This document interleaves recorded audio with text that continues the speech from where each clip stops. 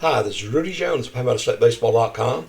Welcome to the South Carolina College Baseball Recap for Friday, March the 13th. Yes, it is already Saturday, March the 14th, but by the time I got all the results together, and I'm still chasing a few, got it into Saturday to be recorded.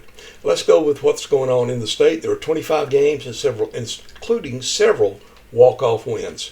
Up in Boone, North Carolina, Appalachian State took wiped down an early 6-run deficit, but Coastal Carolina scored 4 runs in the ninth and held on to win 10-6 to open that Sun Belt Conference series. The Chanticleers are number 16 in the Division I Baseball.com poll, are now 11-6, 1-0 in the Sun Belt. Appalachian fell to 10-7 and 0-1. Over at Clemson, Van Lackey homered for the second straight game, and Kent Schmidt had a grand slam in the 7th inning to give Georgia Tech control. The Yellow Jackets went on to beat Clemson 9-3 to clinch the series win in ACC play. The Yellow Jackets are now 17-2 overall, 4-1 in the ACC. Clemson fell to 15-4 and 0-2. The Tigers have lost their last 3 games. They got 3 home runs, 2 from Nate Savoy, who also had a single, and 1 from Jacob Gerald. They'll try to avoid it being swept Saturday afternoon in Clemson. Clemson did out-hit Tech 9-8. Small victory. Down in Gainesville, Number 23 Florida was held hitless until 2 were out in the 9th inning, but wound up beating South Carolina 1-0 in 10 innings on a leadoff double, a sacrifice, and a couple of walks, but intentional walks, and a shallow fly to sacrifice fly to shallow center field. You can see why I never did any TV work. The Gators, number 23 in Division I Baseball.com, are 16-3 overall, 1-0.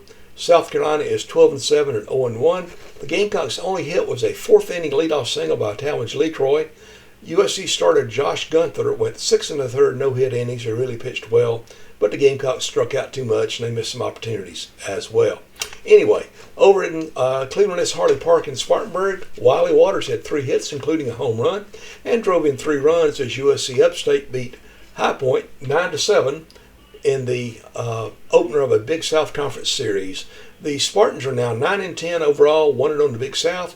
High Point fell to 10-8 and 0-1. You remember they were coming off a series win over Florida last weekend. Lane Allen had a pair of home runs for the Panthers, and for Upstate, Kane Bowman had a couple of hits and a couple of RBI. Elsewhere, Gabe Natividad's 14th inning single gave Winthrop a walk-off win over Radford by a score of 10-9 in its Big South Conference series opener, season opener as well. The Eagles are now 12-6, including 1-0 in the conference. Radford fell to 8-7 and 0-1. Winthrop had a 6-2 lead, only to see Radford score 6 runs in the top of the 9th. The Eagles tied it with 2 runs in the bottom of the 9th. In the 12th, Radford took a 9-8 lead, but Gabe Natividad, that man again, tied it up with a single to send it more innings. And again, as I say, he had that 14th inning bases loaded single to give the Eagles the win.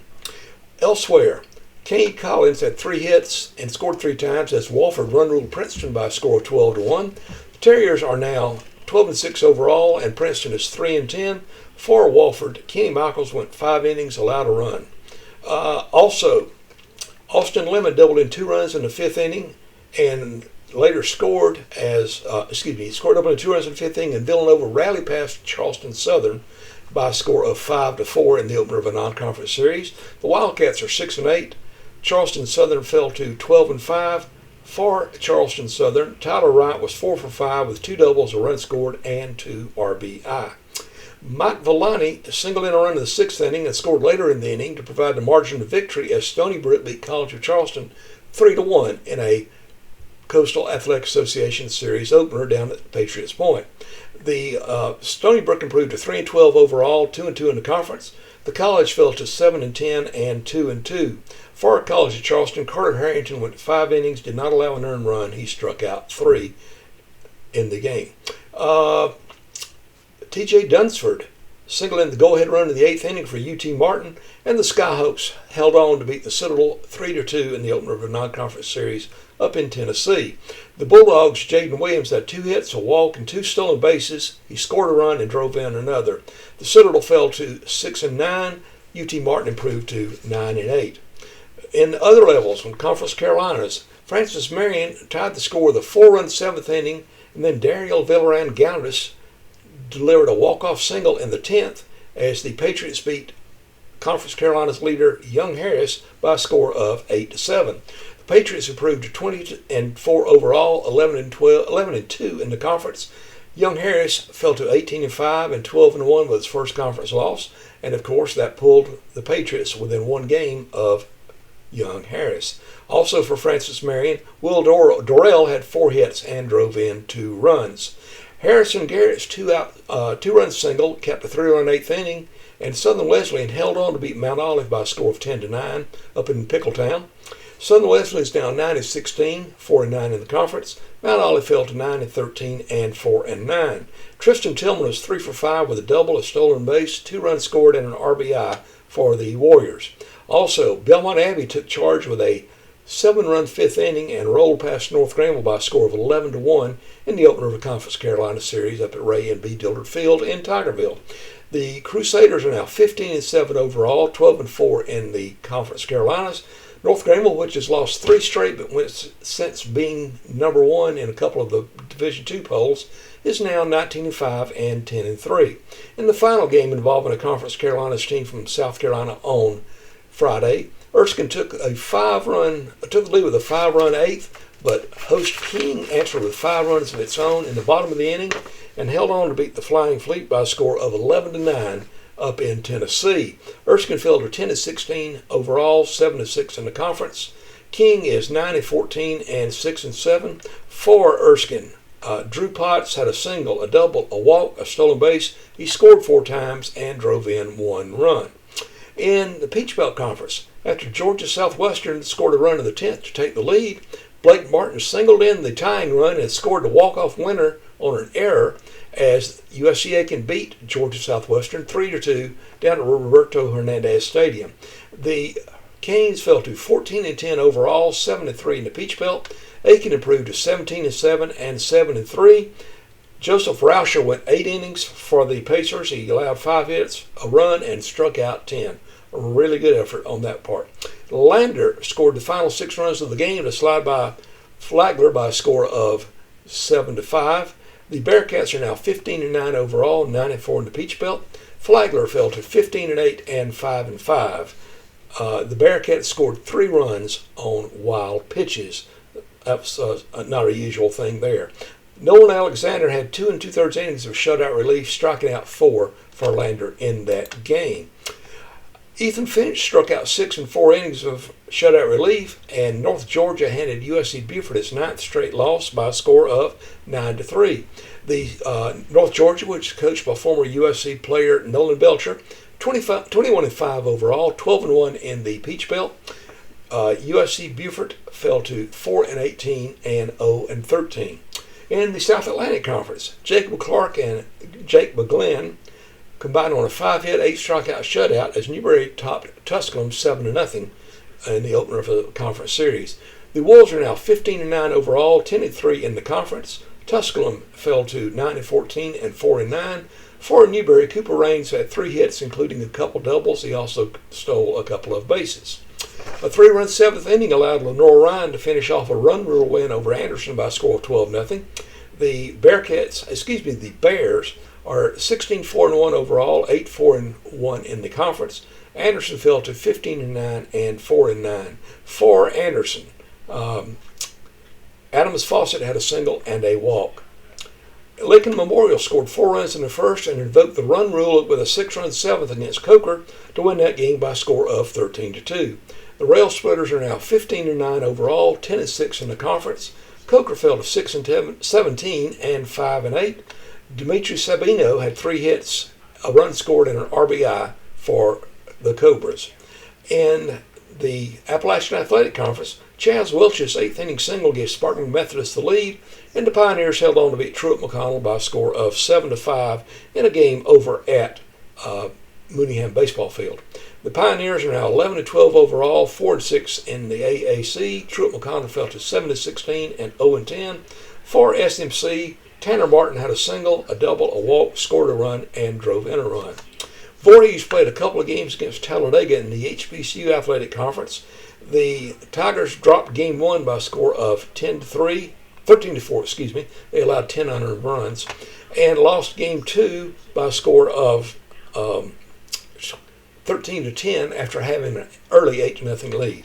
Voorhees is now 2-14 overall, 1-4 in the HBCUAC. Talladega is 7-12 and 4-0. In the only other game in the state involving a four-year school, Southeastern Baptist scored 3 runs in the top of the ninth and beat Bob Jones by a score of 4-2. Southeastern Baptist is now 6-6. Bob Jones fell to 5-11. The Bruins got 4 hits from Henry Rumble, including a couple of doubles, but they really made some misplays in the ninth inning that led to their demise in that game. In the only other game played on Friday, a junior college game between Florence Darlington Tech and USC Sumter, the Stingers stretched their winning streak to 11 games by wiping out an early deficit and beating Sumter by a score of 9-3 at Riley Park in Sumter. The Stingers are now 24-10 overall, 8-2 in the conference. They're a half game ahead of Gaston College now. Gaston College is 7-2 going into Saturday's action. Sumter fell to 16-8 and 5-4. For the Stingers, Tristan Strickland and Jake Little had home runs, and Jackson Cook was 3 for 3 with a double, 2 runs scored, an RBI, 2 walks, and a stolen base. How about some games beyond the border? As I was recording this, Ole Miss finished off a 9-8 11-inning win over number 2 Texas in a SEC series opener. Number 5 Arkansas edged number 3 Mississippi State 5-3. Number 19 Tennessee beat number 8 Georgia 7-4. Number 20 Florida State shut out number 12 Wake Forest 10-0. Vanderbilt outscored number 12 LSU 13-12. And Arkansas State topped number 7 Southern Mississippi 8-5. North Carolina and a couple of other ranked teams are playing games out west. I will try to update those scores in the score list at PalmettoStateBaseball.com later on this morning. How about the schedule for Saturday? Another busy schedule going on. We'll go with this in chronological order. Belmont Abbey is at North Granville for a doubleheader at noon. Ditto for Coker at Lenore-Ryan, noon doubleheader. Columbia International and U.S. Union Commonwealth play a doubleheader at noon. They were supposed to have played a game on Friday, but it got canceled because of the weather issues. Southeastern Conference and Southeastern Baptist and Bob Jones play at noon for a doubleheader. Southern Wesleyan is up in Pickletown again to play Mount Olive in a doubleheader at noon. Villanova and Charleston Southern have moved their game from 2 o'clock Saturday to noon up in Ladson/North Charleston/Charleston. Single game at noon. Anderson's at Lenore-Ryan for a doubleheader at 1 o'clock. Benedict opens Southern Intercollegiate Athletic Conference play with a 1 o'clock game against, a doubleheader against Savannah State. Erskine's at King for a 1 o'clock doubleheader. Florence Darlington Tech and USC Sumter play a doubleheader at 1 in Sumter. And during that doubleheader, they're going to be having a fundraiser for the family of retired fire ants coach Tim Medlin. He also coached at Newberry some years back. As you probably know, his wife Claudia is dealing with Creutzfeldt-Jakob disease. I don't know if I pronounced it right or not, but it is a fatal neurodegenerative disorder, and she is really in bad shape, and of course, obviously taking a toll on the family. They're having a fundraiser to help pay for some of the medical and other expenses, and also, if you don't feel led to donate, I know the Medlin family would really appreciate your prayers. There is a link to the GoFundMe page for the Medlins at the top of the page at PalmettoStateBaseball.com. Back to the schedule. Newry is at Tusculum for a doubleheader at 1. Princeton and Wofford play a doubleheader at 1 at Russell C. King Field. Truett McConnell and Spartan Methodist play a doubleheader at 1. USC Lancaster opens the series at USC Union at 1 o'clock with a doubleheader at the Jonesville Ballpark. USC Salkehatchie and Gaston College play a doubleheader at 1 up in Gastonia. Young Harris and Francis Marion continue their series with a 1 o'clock doubleheader at Sparrow Stadium in Florence. Flagler's at Lander for Game 2 of that series at 2 o'clock. Georgia Southwestern is at USC Aiken at 2. High Point is at USC Upstate at 2. North Georgia is at USC Beaufort at 2. Radford is at Winthrop at 2 o'clock. Stony Brook is at College of Charleston at 2. Voorhees and Talladega play at 2.